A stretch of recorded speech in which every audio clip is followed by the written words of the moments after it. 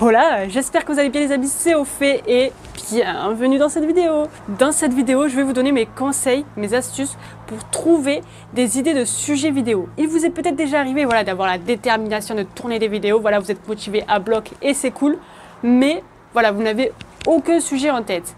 Et pour avoir quelques sujets, j'ai quelques astuces que je vais vous citer dans cette vidéo. C'est parti, on voit ça juste après l'intro qui n'existe pas. Let's go! Petite parenthèse, si jamais vous entendez un chat miauler, c'est le mien. Il est très bavard et en plus il me voit dehors et il a envie de sortir, donc voilà, il fait un petit peu son caprice. Bref, la première astuce que je pourrais vous donner les amis, et c'est la plus logique et c'est la plus basique et c'est tout ce que vous voulez, mais c'est important de la prendre en compte, c'est de tout simplement demander à votre audience qu'est-ce qu'elle souhaite comme sujet de vidéo pour la prochaine vidéo.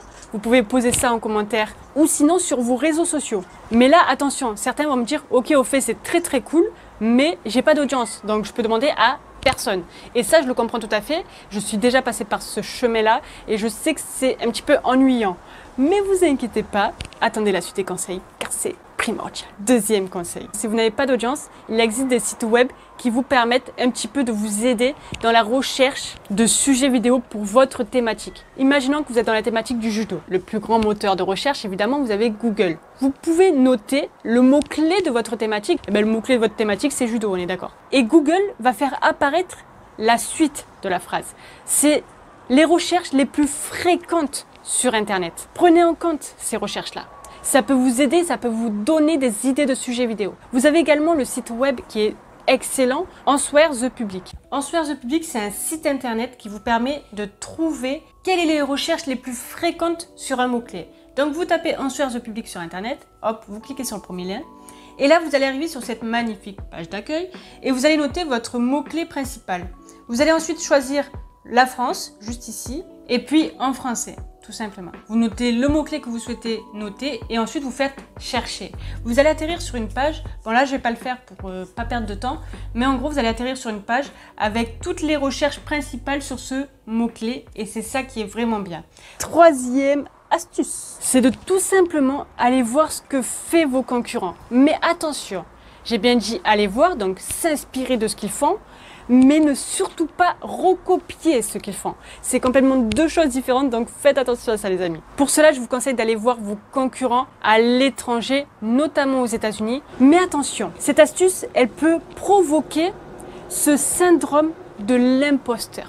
Qu'est-ce que c'est que ça? C'est-à-dire que vous allez regarder peut-être la vidéo d'un de vos concurrents, vous allez dire ok, le sujet il me plaît, c'est exactement ce que je veux faire, ça me représente, je peux bien parler de ce sujet, etc. Vous regardez la vidéo de votre concurrent et là, vous vous dites mais il fait tellement tout bien, il a tellement tout dit, je pourrais pas faire mieux que lui. Et là, ça va vous faire un blocage. Et là, c'est très dommage et c'est là qu'il va falloir essayer de se débloquer. Pour vous donner un exemple, vous avez deux grandes enseignes de supermarchés, imaginons Leclerc et Carrefour. Leclerc, c'est le premier qui a créé le discount sur les produits alimentaires en France. On est d'accord qu'on voit bien du discount chez Carrefour, chez Auchan, de partout dans l'alimentaire, on est d'accord. Pourtant, le premier qui a fait ça, qui a lancé cette idée, c'est Leclerc. Ce qu'il faut retenir de ça, c'est que, par exemple, Carrefour s'est inspiré de Leclerc et ça ne lui a pas empêché d'avoir des clients, au contraire. Donc c'est pareil pour des vidéos YouTube. Peut-être que vous allez vous inspirer pour un sujet vidéo, etc. Mais j'irai peut-être regarder vos vidéos et non celles de vos concurrents.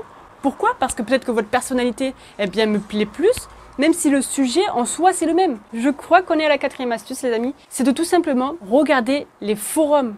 Qu'est-ce qui se pose comme question les plus fréquentes sur les forums de votre thématique, évidemment. Cinquième astuce, et c'est une astuce basique, je dirais, mais il faut quand même la prendre en compte, c'est que lorsque vous avez une idée, notez-la.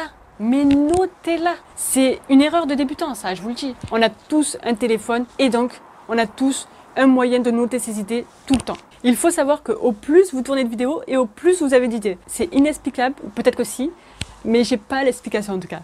Mais je sais que pour moi ça fonctionne très bien. Au plus je tourne de vidéos et au plus j'ai d'idées, au plus mon audience aussi m'en donne. Donc voilà, essayez de tourner au maximum de vidéos tout simplement. Ça c'est l'un des meilleurs conseils que je peux vous donner les amis. Pour ceux qui publient par exemple un contenu par jour, donc une vidéo par jour, c'est super bien pour eux, bravo et je les admire ceux-là. D'ailleurs si vous faites partie de ces personnes-là, n'hésitez pas à me le dire en commentaire, je suis admirative de ces personnes clairement, parce que c'est un challenge que je me lance pas du tout quoi. Mais si vous faites partie de ces personnes-là, je peux comprendre que par contre, oui, là, les idées s'épuisent à force, on ne sait plus de quoi parler, ça devient beaucoup plus compliqué. Eh bien, essayez de changer de format. Vous pouvez également, aujourd'hui, faire des podcasts sur YouTube.